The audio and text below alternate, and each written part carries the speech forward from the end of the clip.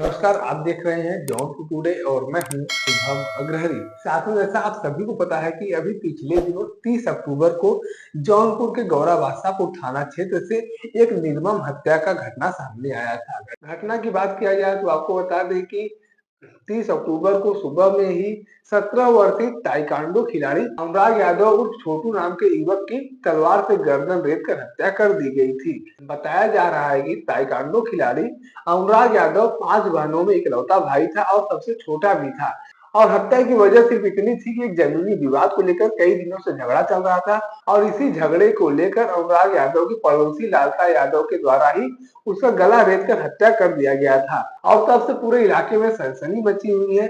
लोगों की जुबान पर बस एक ही चर्चा चल रही है कि क्या एक जमीन के टुकड़े के लिए कोई इस हद तक जा सकता है कि गला रेत कर हत्या कर दिया जाए।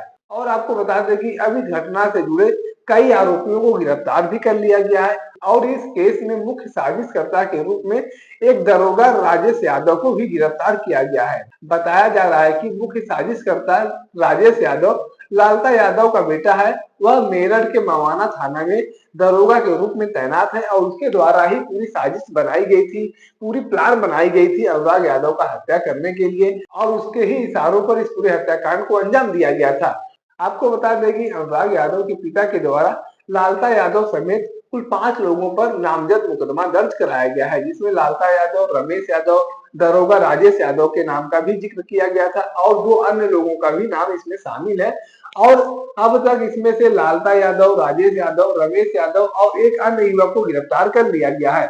दरोगा राजेश यादव की बात किया जाए तो आपको बता दें कि राजेश यादव को कल जौनपुर पुलिस ने गिरफ्तार किया। गौरा बादशाहपुर थाने पर ले जाकर पूछताछ की गई और उस पूछताछ में यह भी पता चला है कि घटना से एक दिन पहले और घटना के एक दिन बाद तक कई बार हत्यारोपियों के द्वारा राजेश यादव से बातचीत किया गया था। यानी कि ये कहा जा सकता है कि घटना को अंजाम देने से पहले, हत्या को अंजाम देने से पहले पूरी बातचीत की गई थी, पूरी प्लानिंग बनाई गई थी और उसके बाद इस घटना को अंजाम और उसके बाद इस हत्या को अंजाम दिया गया और उसके बाद भी बातचीत किया जा रहा था। यानी कि हत्या को अंजाम देने के बाद भी बातचीत किया गया और इस बातचीत का फायदा ये हुआ कि राजेश यादव के द्वारा बाकायदा प्लानिंग करके अपने छोटे भाई रमेश यादव का सरेंडर करवा दिया गया लखनऊ के अलीगंज थाने में।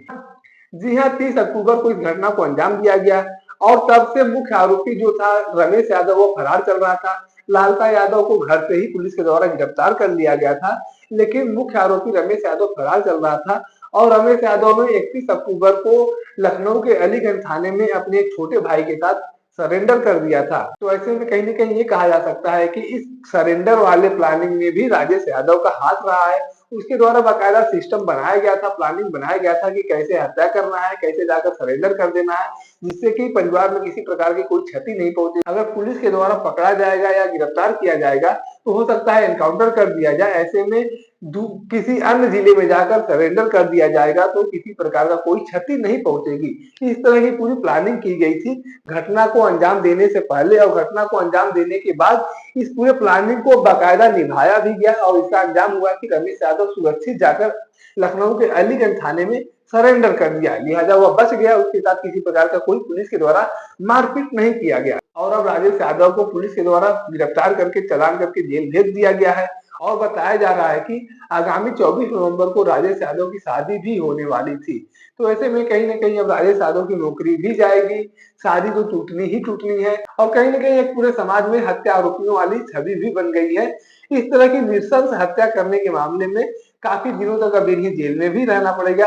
हालांकि कोर्ट के द्वारा तय किया जाएगा सजा क्या होगा क्या नहीं होगा, लेकिन अब काफी दिनों तक इन हत्या आरोपियों के परिवार के लोगों को जेल की रोटी खानी पड़ेगी। इस पूरे घटनाक्रम को लेकर आप अपनी क्या राय रखते हैं, कमेंट करके जरूर बताएं। अगर आप वीडियो को फेसबुक पर देख रहे हैं तो पेज को फॉलो करें, यूट्यूब पर देख रहे हैं तो चैनल को सब्सक्राइब करना ना भूलें। धन्यवाद।